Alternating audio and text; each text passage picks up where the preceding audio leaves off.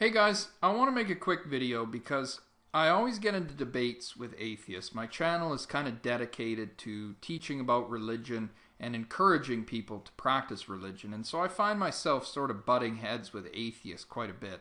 And I thought, I need to make a video to kind of admit where the atheists are right, because they do have really important points.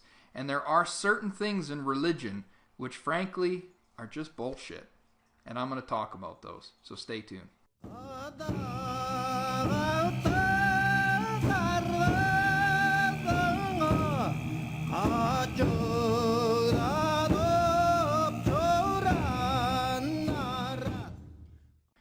Number one, religion and science don't mix. Okay, the conclusions that people have drawn based on religion were developed out of altered states of consciousness. You see, our earliest indications of religious thinking come to us from about 200,000 years ago.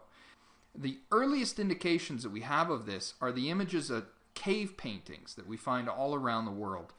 Dr. David Lewis Williams of Witwatersrand University down in South Africa studied the Sand Bushmen over a period of several decades and concluded that the content of their rock art and their rock paintings was altered states of consciousness. It was visions that were experienced by the different shamans within the community. What that means is that ancient people would put themselves into a hallucinatory state, and then they would record the images of those experiences on cave walls. So to try and suggest that religion has anything to do with science is ridiculous, okay? It's like comparing English to Chinese. These are two totally different things.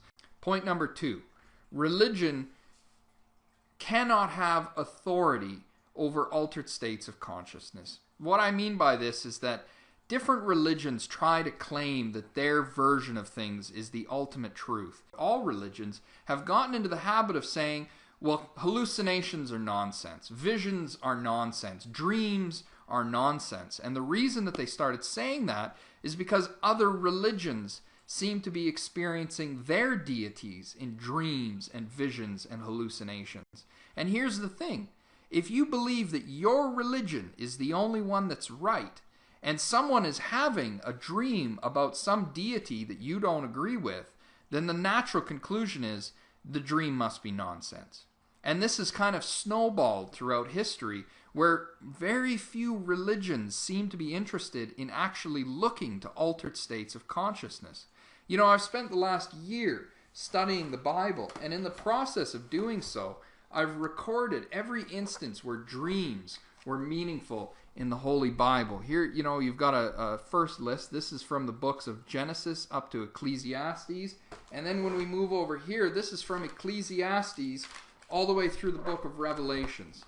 Okay, you can see these are enormous lists. There's innumerable instances where dreams play a significant role in the Bible. Now, if that's true, why aren't Christians looking to their dreams for information? Why aren't they looking to their dreams as opportunities to hear from God?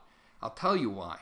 Because other religions hear from their gods in their dreams. And if you're going to accept dreams for Christians, then you got to accept dreams for everybody, in which case the floodgates open and who knows whose religion is true. This is why the ideas of Joseph Campbell and the perennial philosophy have really taken off. That's the idea that religions come in a variety of forms, but the essential message within them all is basically the same. Which brings me to my third point. Religion exists only within the psyche. There is nothing physical about religion besides the ceremonies and images and structures that we build. Religion is a manifestation of our own creative energies. It's the manifestation of our psychological truths, and it reveals the inward life of our unconscious psyche, the content of dreams, visions, hallucinations, and altered states of consciousness.